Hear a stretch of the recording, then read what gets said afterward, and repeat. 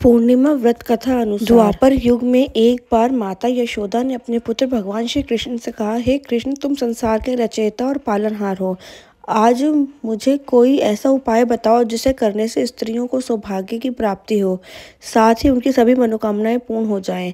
तब श्री कृष्ण ने कहा, हे माता, मैं आपको एक अचूक उपाय विस्तार से बताता हूँ। स्त्रियों को सौभाग्य की प्राप्ति के लिए 32 पूर्णिमा का व्रत करना चाहिए।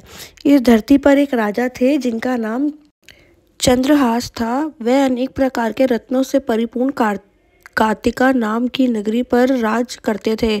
उसी नगरी में एक धनेश्वर नाम का ब्राह्मण था जिसकी स्त्री अति सुशील और रूपवती थी।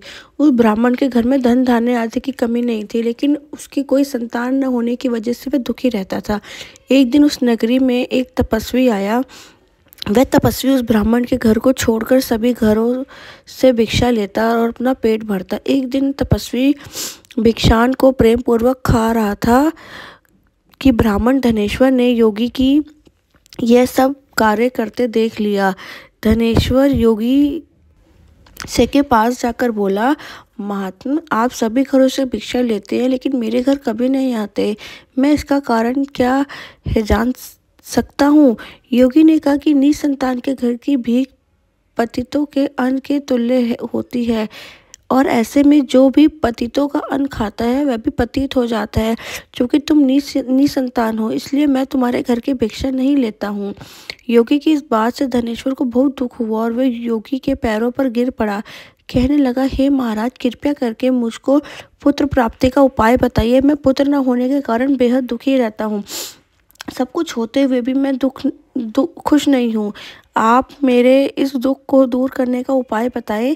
यह सुनकर योगी कहने लगा, हे ब्राह्मण, तुम चंडी की आराधना करो। योगी के कहे अनुसार धनेश्वर ने वन में जाकर चंडी की उपासना की और उपवास किया। चंडी ने 16वें दिन उसे सपने में आकर दर्शन दिए और कहा, हे धनेश्वर, तेरे पुत्र होगा, लेकिन वह 16वें वर्ष की आयु तक ही जीवित रहेगा। लेकिन यदि तुम दोनों स्त्री पुरुष 32 पूर्णमासी का व्रत करोगे तो वह दीर्घायु प्राप्त करेगा। प्रातः काल तुम इस स्थान के समीप ही एक आम का वृक्ष दिखेगा। उस पर चढ़कर एक फल तोड़कर श्री की अपने घर जाना और वह फल अपनी स्त्री को खिला देना। ऋतु स्नान के बाद वह स्वच्छ होकर भगवान शंकर का ध्यान करके उस फल को खा लेगी। तब शंकर भगवान की कृपा से उसको गर्भ हो जाएगा। धनेश्वर ने ठीक वैसा ही किया और उसकी स्त्री गर्भवती हो गई।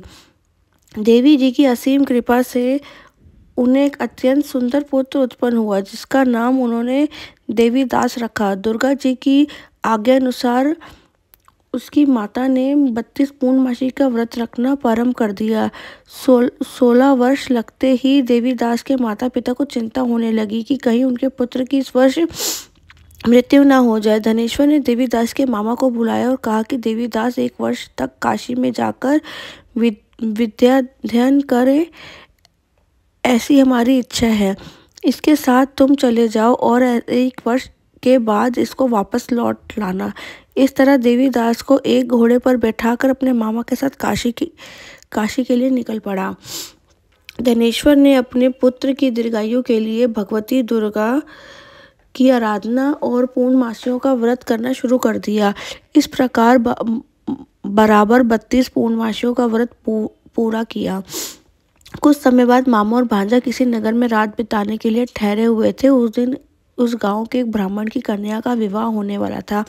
जिस धर्मशाला में वर और उसकी बारात ठहरी हुई थी, वहीं देवीदास और उसके मामा भी ठहरे हुए थे। संयोग से कन्या को लेकर आदि चढ़ाकर मंडप आदि का कृत्य किया गया तो लगन के समय वर को धनुवार्थ हो गया।